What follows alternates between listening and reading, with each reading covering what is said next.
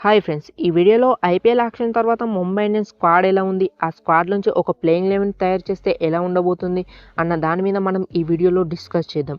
ఇక video start చేసే ముందు నాదొక చిన్న రిక్వెస్ట్. ఈ వీడియోలో నేను ఏమైనా మిస్టేక్స్ చేస్తే నన్ను క్షమించి ఆ మిస్టేక్స్ని కామెంట్స్లో రాయండి. ఇక ఒకసారి ముంబై ఇండియన్స్ స్క్వాడ్ చూసుకున్నట్టయితే batters Rohit Sharma, Suryakumar Yadav, Tilak Varma, Will Jacks, Bevon John Jacobs. Wicket keepers Ryan Rickelton, Robin Minz, Shridhar Krishnan. Allrounders Hardik Pandya, Naman Dhir, Karn Sharma, Mitchell Santner, Arjun Tendulkar, Raj Angad Bawa, Vignesh Puthur. Bowlers Jasprit Bumrah, Trent Boult, Deepak Chahar, Allah Ghazanfar, Ashwani Kumar, Reece Topley, Venkata Satyanarayana, Lizaad Williams. ఈ స్క్వాడ్ చూసాక నాకైతే ముంబై ఇండియన్స్లో ఒక్కటే వీక్ అనిపిస్తుంది.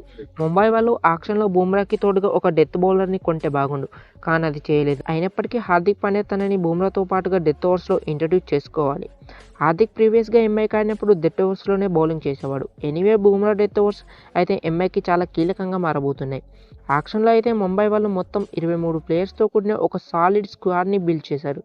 రాబోయే ఐపీఎల్ కోసం ముంబై ప్లేయింగ్ 11 చూసుకున్నట్టయితే ఓపెనర్స్గా రోహిత్ శర్మతో పాటు south African wicket keeper cum opener Ryan Rickelton వస్తాడు.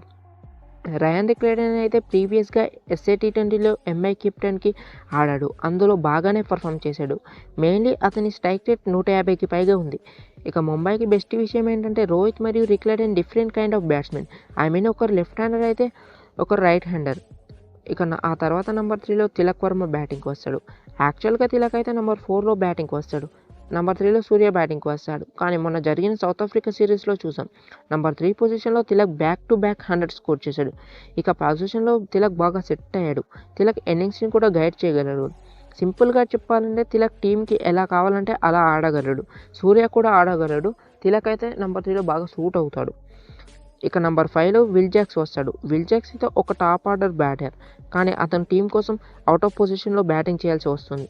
Number 6 Hardik Pandya, number 7 Naman Dhir. ఇక నెంబర్ 8 విషయానికి వస్తే ముంబై వాళ్ళు బ్యాటింగ్ డెప్త్ పెంచుకోవాలనుకుంటే నెంబర్ 8లో స్పిన్ ఆల్రౌండర్ అయిన మిచెల్ సార్నర్ని ఆడించుకోవచ్చు. మాకు బ్యాటింగ్ డెప్త్ అవసరం లేదు అనుకుంటే అల్లా గజన్ఫర్ని ఆడించుకోవచ్చు.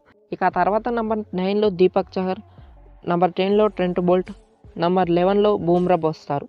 ఇక ఇంపాక్ట్ ప్లేయర్గా అయితే రాజ్ అగన్బవని యూజ్ చేసుకోవచ్చు. ముంబై అయితే ఈసారి బోల్ట్ మరియు బూమ్ కాంబినేషన్ని రిపీట్ చేయబోతున్నారు. ఇదైతే డెడ్లీ పవర్ ప్లే కాంబినేషన్. ఇక ఈ ప్లేయింగ్ 11 గురించి మీరేమనుకుంటున్నారు? నేనైతే ముంబై ప్లేయింగ్ 11 మోస్ట్లీ ఇలానే ఉండొచ్చు అనుకుంటున్నా. సో ఇది guys video. Thanks for watching.